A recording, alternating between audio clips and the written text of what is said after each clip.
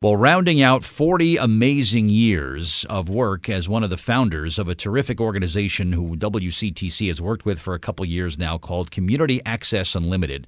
The man at the very top is going to be stepping away to do some other things and focus on. And it's a remarkable story as to what Community Access Unlimited was when it got its start in the early 70s to where it is now. So my guest on the Jersey Central Newsmaker Hotline to take a look back at his 40-year run with Community Access Unlimited and what the future holds.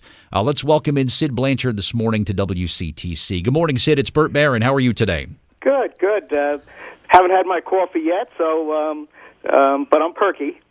Good stuff. Good. Well, let me first of all congratulate you on 40 amazing years with Community Access Unlimited. This really began in the back of a Volkswagen Beetle and an idea to help people. Is that kind of how this whole thing got started?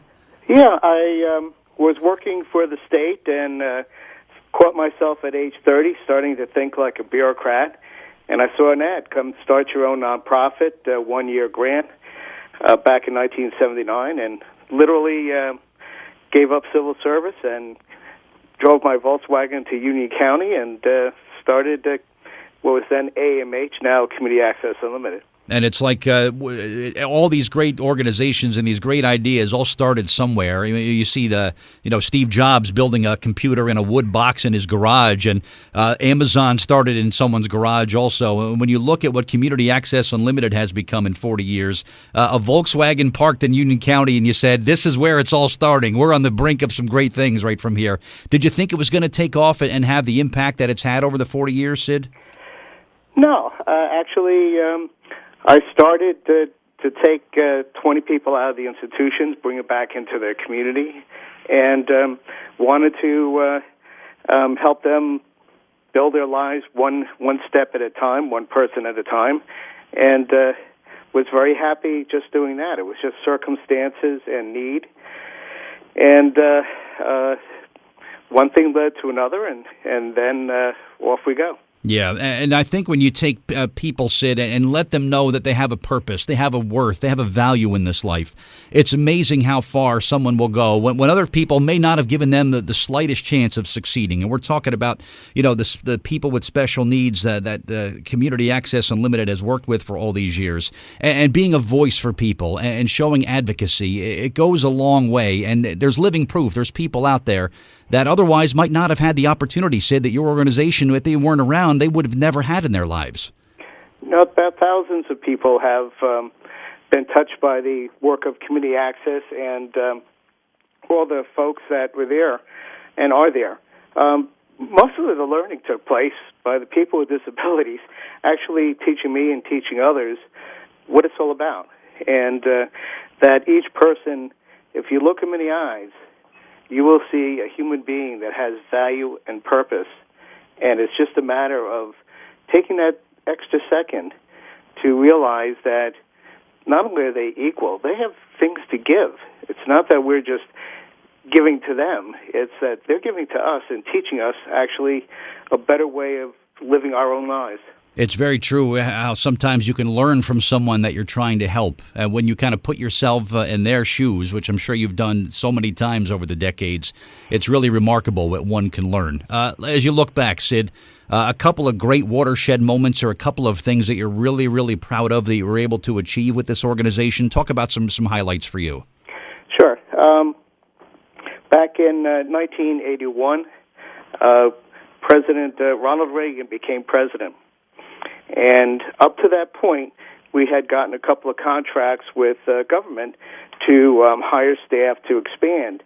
And I got a phone call April 1st of 1981, Bull Days, middle of a staff meeting, and I was told that effective immediately, I had to lay off 11 staff who were supporting over 50 people in a community.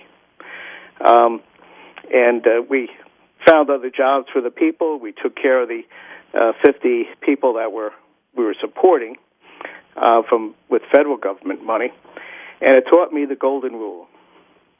Those who have the gold make the rules. And if any organization is able to be able to effectively work with other people and they have to be able to sustain themselves, So I looked at what we were doing and said, if we're doing something that's so great, people should want to buy it. So we entrepreneurialized our services. We got some unrestricted donated dollars, and we turned them into services that we were able to expand and sustain the agency. So from a $90,000 one-year grant from the state, supplemented with some federal dollars, lost the federal dollars, we were able to take donated money and utilize it in such a way that now we're serving close to 5,000 people, having staff of over 1,000, and including about 8% are people with disabilities themselves who are our employees. And actually one of the strongest agencies in the state financially, and able to do things without having the tentacles of government interfering and causing us to overexpend on dollars. Yeah. So that's kind of the learning moment. Awesome. Yeah. It's remarkable work, and there's a lot of organizations, Sid, that, as you know, are criticized because they'll advocate for causes and they'll advocate for people, but they don't put their money where their mouth is, and they're not hiring people that they're advocating for to come work for them and join in the cause. And I hear a lot of organizations that face that criticism, but the fact that you actually have people that are with your program that are actually employed and paid by Community Access Unlimited, that's the way it should be done. You've got people there that are not only coming from the group, but they're giving back in as employees and volunteers, and they're kind of paying it forward to the next group of people, and that's the way it should be done. You're right. Exactly. And matter of fact, some of the original people that took out from the institution and brought them back in the community happen to be my boss. They're on the board. Wow. Yeah, see, that's how it's done right there. Now people that you were there helping, now they're kind of giving you your marching orders on a daily basis. Well, they're keeping me right. Exactly. They're keeping me going the right direction. And I'm a 1960s community organizer. Mm-hmm. And that's where social services and any human services should be, working with the community, part of the community, and constantly learning from the people in the community. So it's a mutual give and take. That's why Community Access has membership. It's not clients or patients or anything. We're all members of the community, and we work together to build a better life. Yeah, membership. That's the important word there. For Bernadette Griswold, who is the new executive director, talk about the process which she was selected, and what are some words of advice that you have for her? She has very big shoes to fill, Sid. There'll never be another Sid Blanchard, but what advice do you have for her moving forward? Bernadette has a lot of skills. She's been with Community Access for over 15 years. I approached the board 3 years ago to look at my transition to being back into being the community organizer, and that we need to have some young blood and some qualified young blood. And Bernadette, over the 3 years, has participated in that process, and the board chose her to be my successor, which is fantastic.